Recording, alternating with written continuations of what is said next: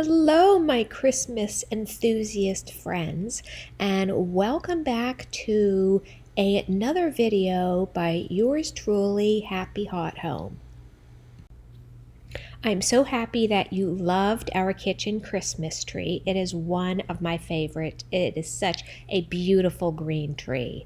And I really want to show you all how I make those bows and how I make my ribbon picks.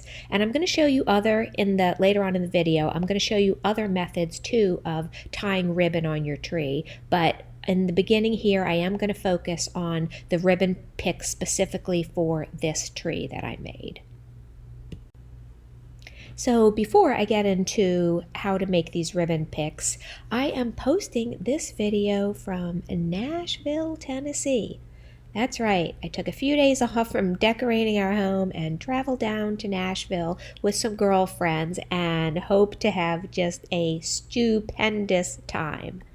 And if you all have any recommendations or places that you think we would enjoy, hit me up on Instagram and let me know.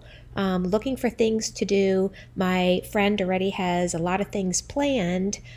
She's done a lot of research on it, so I'm looking forward to it. And I'll be posting some things on my Instagram stories if you're interested in following along, but would love to hear your recommendations if you have any favorite places. Thank you so much. Okay, so let's talk ribbon and how to put a ribbon on a tree. There's so many different ways to do it, and I'm sure you have a favorite way of doing it, and you've probably done it like that for years. But if you are looking for different ways to do it, I like to come up with different methods for different trees.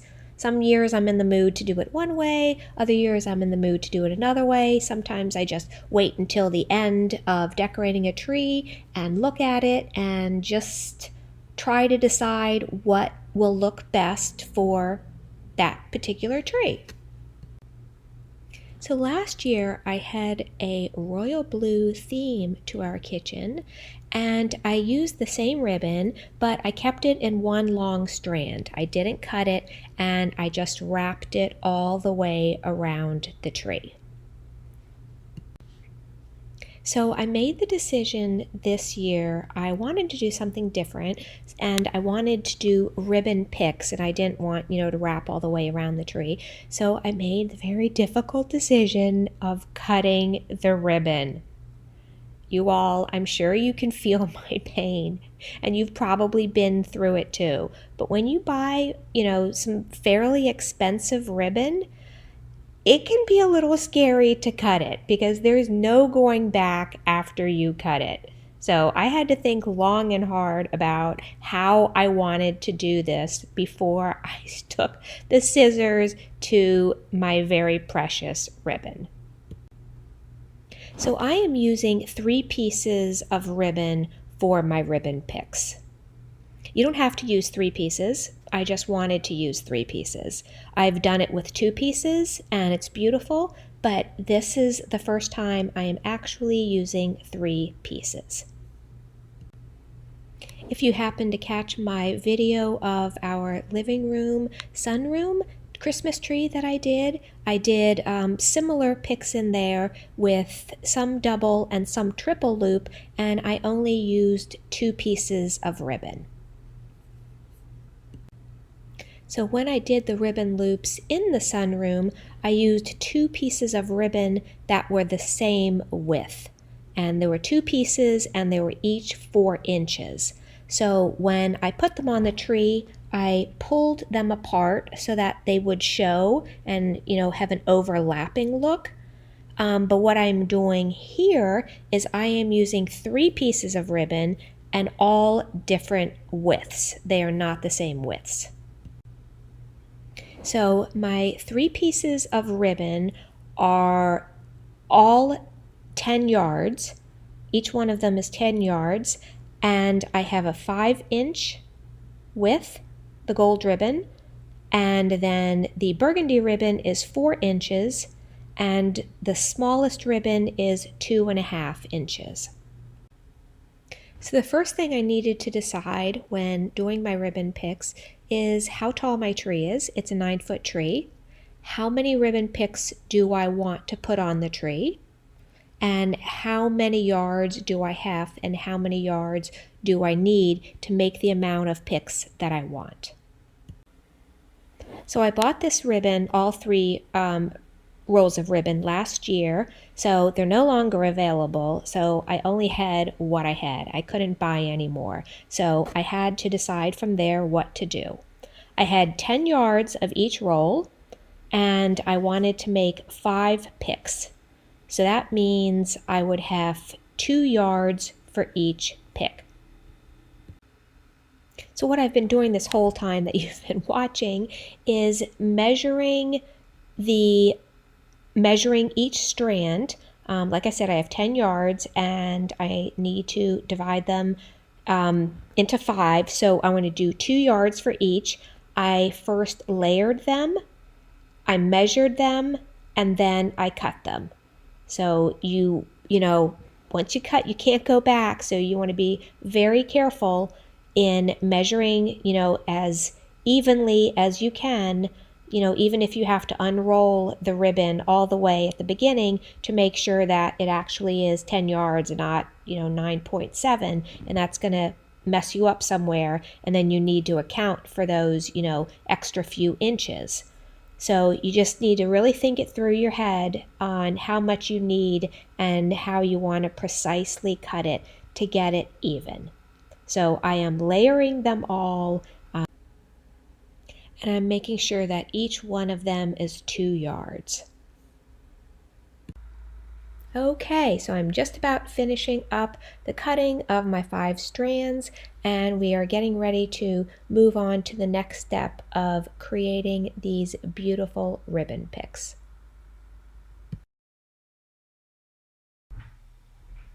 Okay, now that I have my 5 strands, I'm going to work on my first ribbon pick.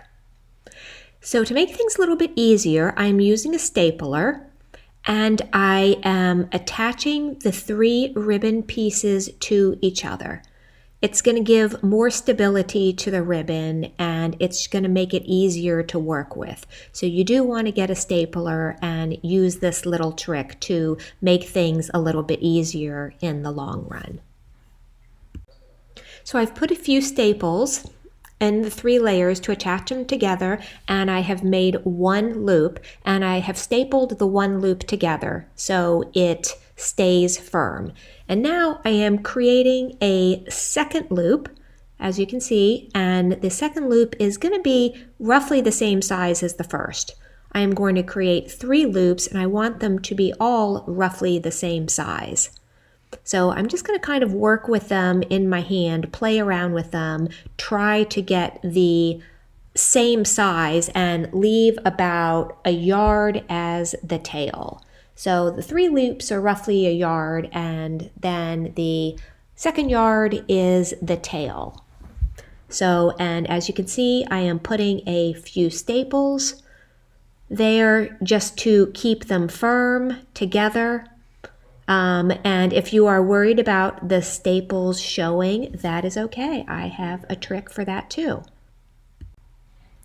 So I'm creating the 3 loops, and I am, as you can see, I'm right there. I have roughly the 3 loops, roughly the same size. And I'm not going to staple the 3 loops together. I'm only stapling the 3 pieces of ribbon together. And then that very last yard, I am not going to staple to the first and the second piece. I am actually going to staple under the ribbon, the very first piece of ribbon, as you can see, that I'm not going to attach that one. I am only going to staple the second and the third piece together, and I'm going to staple that right down the middle, and I'm going to leave the very first piece loose. So it is looking great. I have my 3 loops together, I have my tail, and as you can see, I'm going to staple the second and the third piece together, but I'm not going to staple the first piece. I'm just going to let it hang because I don't want the staples to show. Okay, time to bring in the zip ties. I have used this canister of zip ties for so many years, and I use them in so many projects at Christmas time. They are just so great, and they're going to come in handy again right here. So here I am giving you a closer view of how the 3 loops look, and I just have them between my fingers and the tail. So the tail showing. So what I'm going to do now is I am going to, using a zip tie, loosely attach and make 3 loops with 3 zip ties. And I'm going to leave it very loose. I am not going to pull it taut right away. I just want to keep each of the loops very loose, and then I will tighten them in the end when I am ready to attach them, if that makes sense. So I am creating the areas of where the 3 loops are, and I will show you. You can see it right there. Again, I am loosely keeping it together. I'm just bunching up the ribbon in the 3 places of where I'm going to create the loops, as you can see that. And then I am going to use an additional 2 zip ties to tie the loops together. So I am creating that 3rd loop right now, and I am attaching it together. And then I'm going to get ready to attach the 3 of them together. Again, I'm leaving it pretty loose. I am not pulling it tight all the way. I want to do that at the end when I know that it looks perfect and it is exactly the way that I want it. So using additional zip ties, let me show you how it looks. I am attaching all of them together, if you can see that. So it's going to be 3 loops, and it is going to be a tail.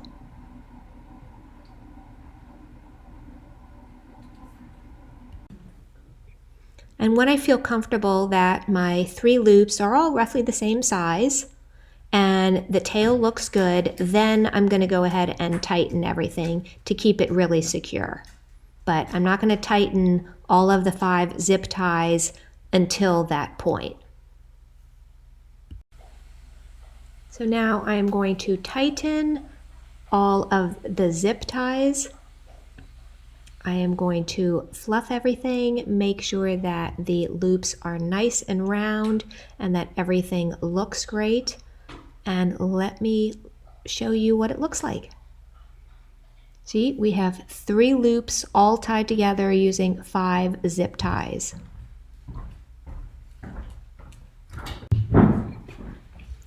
And when I am happy with the way that everything looks and I have things, the loops are secure, as I said, I tighten them. I don't pull them all the way super tight. I just pull them where they're taut enough so that the loops are not going to move. But I don't like squeeze them so hard. And then the very last thing I do is just cut off the tails of the zip ties, and they are ready now to hang on the tree. Okay, so now we are at the point where we can attach it to the tree, and I am using an additional zip tie to attach to the tree. So that makes the 6th one that I am using. And if you like this look right there and then you can stop. You don't need to go any further. But if you're trying to create the look that I had, where the 3 loops look like they're sort of in a triangular shape, this is where you can just take them and move them down to look the way you want. And then it's perfect and they're pliable because they're held by the zip tie and it looks great. So I have attached all of my ribbon picks to the tree, all 5 of them, and you can see how I attach them in a zigzag pattern in the front of the tree. Obviously none in the back. So here's another really fun way to trim a tree with ribbon. I call it the crisscross pattern, and I did it a few years ago on my kitchen Christmas tree. I really liked it. It turned out beautiful. You can use different types of ribbon. You can overlap your ribbon. You can use, two types of ribbon. I've done that too. But I think it just turned out really beautifully, and I love the way it looks. And I do have a video of how to do it, so I will link it here. And I'm going to put up another picture of another time that I trimmed the tree like this as well. So here's an example of when I trimmed a tree in a prior home, but I used the crisscross pattern, and I am using two types of ribbon. So I'm using a wider ribbon on the bottom and then a thinner ribbon on top. And I think it turned out beautifully. I really like it. And then the last method that I just wanted to show you that probably a lot of you are just familiar with are individual pieces of ribbon, where I cut probably about 2 feet and I just tuck individual pieces in between the tree. When I was trimming this tree, I was using a really pretty Mackenzie child ribbon. And again, it was a little nerve-wracking to have to cut it, but I did it. It turned out very pretty. And I don't have a video on how to do this, but I do have a blog post. So if you are interested in trimming your tree in this type of method, please visit my blog at www.happyhothome.com for instructions on how to try to tie a tree this way using this ribbon. Thank you all so much for joining me. I hope you found this very informative, and you are going to have so much fun trimming your tree using one of these methods. Please like, subscribe, and share, and I have a lot more coming your way, and I will see you next time. Bye.